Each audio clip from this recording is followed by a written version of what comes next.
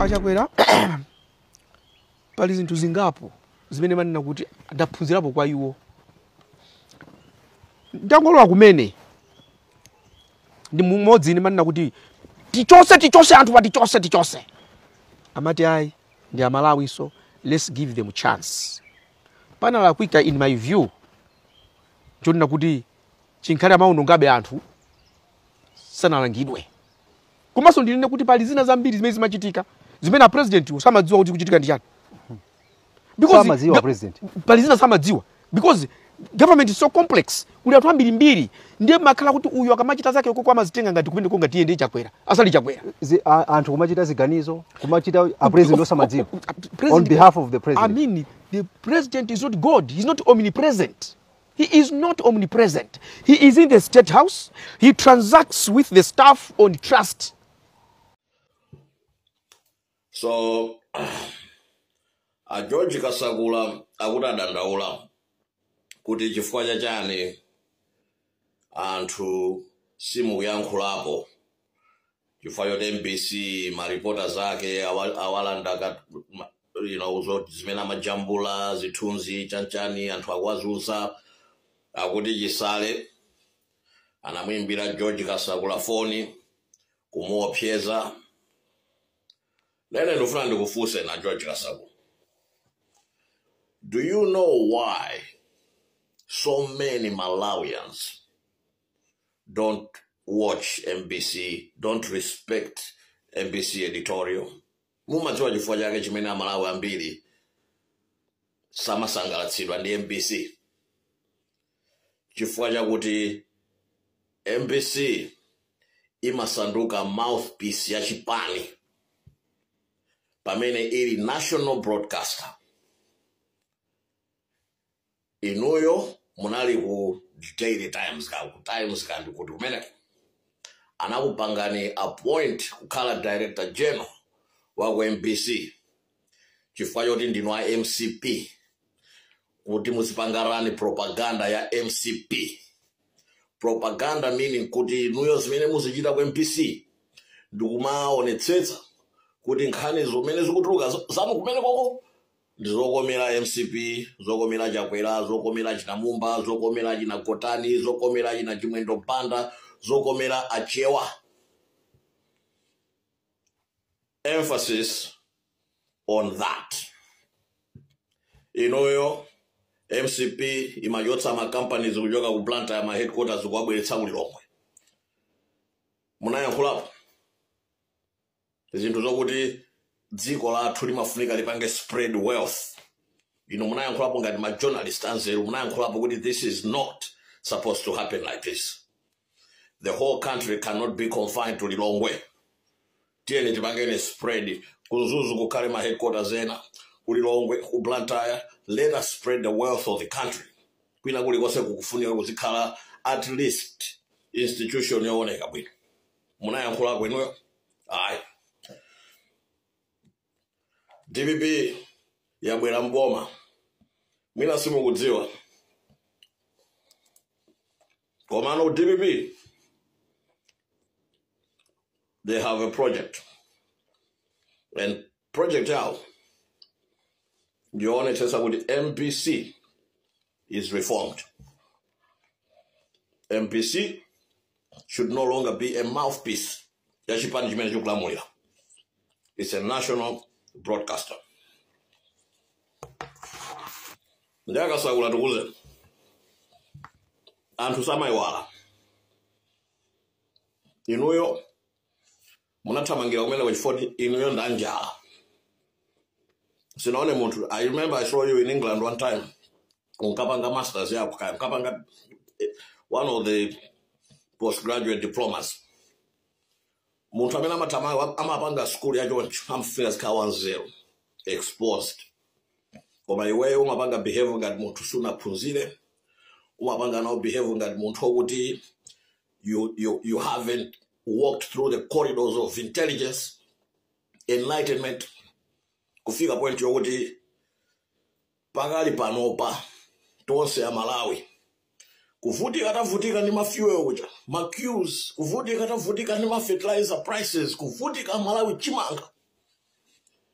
tikumva zokuti MCP imapanga spend 2 trillion Malawi kwacha in 3 months. 2 trillion Malawi kwacha mapanga nayo chani.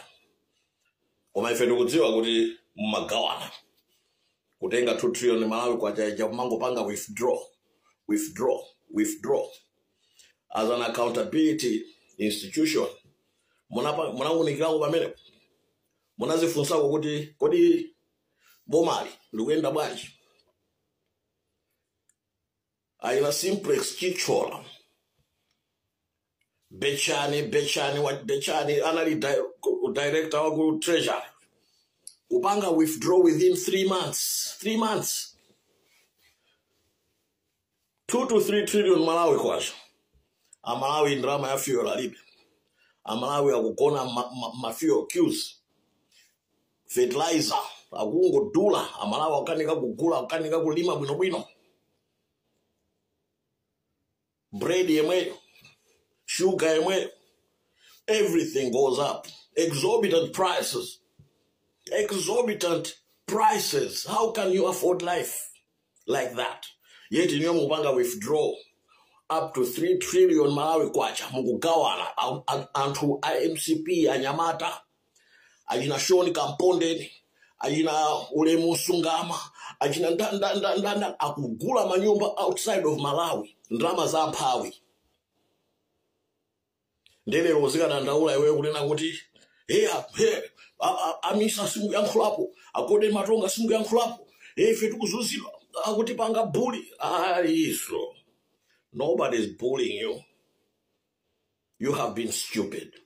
You have been complicit to the crimes of MCP, to the violations that MCP have, inflicted on Malawians. Palibe chance napanga wewe the Director General wa MPC. Look back, uone Maloba ali Director General. Inali MPC, kumabwela ma programs kumene kucha enlightening people. Kumabwela ma programs abu. Iyo wabwelesa jana. Basu zikhala panoba kumapanga complain. He fail. No. Tasiyani nkhalidwe kuti mukakhala kuti mwatulukano pamphika paja. Muziyamba kuyankhula ndo maona zoyipa zimene niyo mafika muzunikira nthawi imeneyo. Anthu opusa. Sinaone wina anthu opanda nzeru. Awupasani ma position amphamvu. Malo moti mwagwiritse ntchito to enlighten amalawa zanu mwatukula amalawa zanu inuyo mazipanga enrich kundikira chuma. Now you are complaining, whining, crying, whinging. I fail. Mwana ngana malawi sama kuonani. Yapopanda nzeru. Chima ndivesa ifone ndimele. Siyo weka George Kasaula. Nda amalawa ambiri. Amene mukafika muti ma position ititi mamba kupenga kaya kumazuwa ine makhulupirira kuti moyo mene ambiri ife tinakula wa umphawi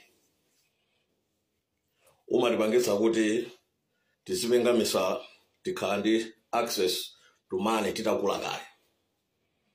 That is why manonda epangani kale jana anu kuti aziphunzira how to manage finances.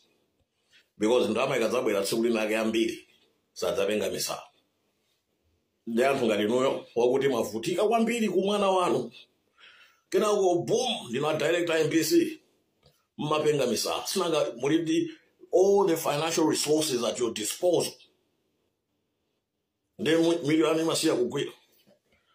You cannot develop a country. Ndi anthu a mindset ngati yako. You know? Stop whining. Chisale ngalana kuimbira phone.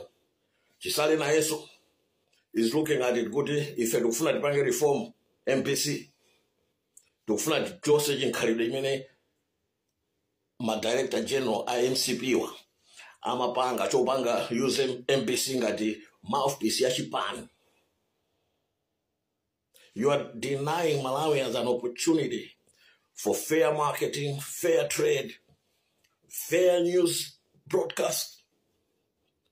Because you are giving them one-sided news. You are not balanced in your production. You are not balanced in your broadcast. You are not balanced in your china chicho chimene chimachitika ku MBC ndi cha MCP. How are you going to continue doing that? You are feeding Malawians one-sided rhetoric, one-sided news. Kupusa kamwene. Malawians need to understand kuti dziko la sintha umakhala alternative news. That is why Malawi ambiri athamangira no ku social media, because they don't want to listen to people like you. What you are doing in your editorial is destroying broadcasting in Malawi. Let's stop whining. Get a real job. I told you already, if you need a job, come to me.